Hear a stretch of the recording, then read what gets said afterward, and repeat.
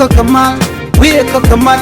telwanga chabu cho jal garamam mam telkwanga telpiu belto chadak ba kon ramamane leran balinga ngwasa me ler mutogre wika sa Sudan tut galwak chanas te chop ka kudan diech chaka loch ka juba ngayeno ne tungwana kana long to chop ke kin bangwan chika ben rai which karang county ka kwiko dana che togre wika Sudan chate ke South Sudanese ne to chop ke kin bangwan tiji chop rai which ka juba ke jan gwas paiwa antama chala do che tut galwak chene chop ka kudan diech chaka nang rai which ka juba ajenda na chalat Chalado kene to ka kene dialte konte jere wi ka Sudan tiji ban ka panna state ka quick current togre wi ka Sudan antama chaka nang re wich ka juba ramkel ka government official menchal ke tut galwak kene dialati wa kan ka melus rang county chaka nang re wich ka juba gwad dana bugo jek ka shima ne kenten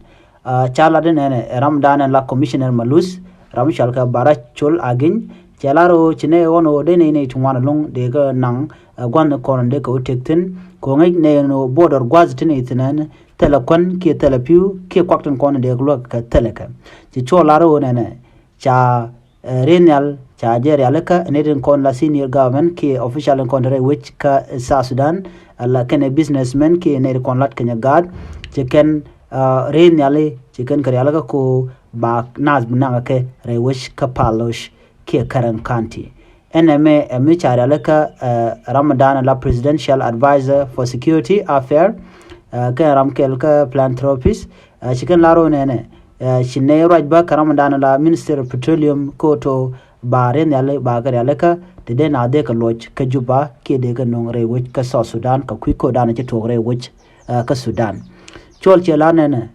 la melus chetene ngwan long en gwas mi ka ne konin genre we ka Sudan alo chatiang chakula do ne ka kodan ji tore we ka Khartoum chala ne dialti ba ka mo ka gwas to kon buko tin ke buko ka kantin ne ken kwiko tela gwas maron ka kwidi an gwas mi re we karang jen gor joto ba ka nyolo kon ken kon be ka tin ban bo ka kantida chikamen shialing no chana chaga lo re we ka juba ke chane ti kudang de cha nan ka juba tut galwa antama ke jen Sunday pai we chane ti kudang wan ba shi ka nyolo njok ke shi ka ben ka jen wo jamo ngoda ba wane ti wan katin ti ka airport ti ka airport ki dol kon airport ti ba nang ba ka nang ra ka juba ka paloj ka wodien ka juba chala do antama an kodan tore Sudan che ben ka jograwda ka ngoda korwe ka medini jan kan roda kapchong na mo kel mi chala do to kodan to kam RSF kene kum mala kum Sudan men kwalroj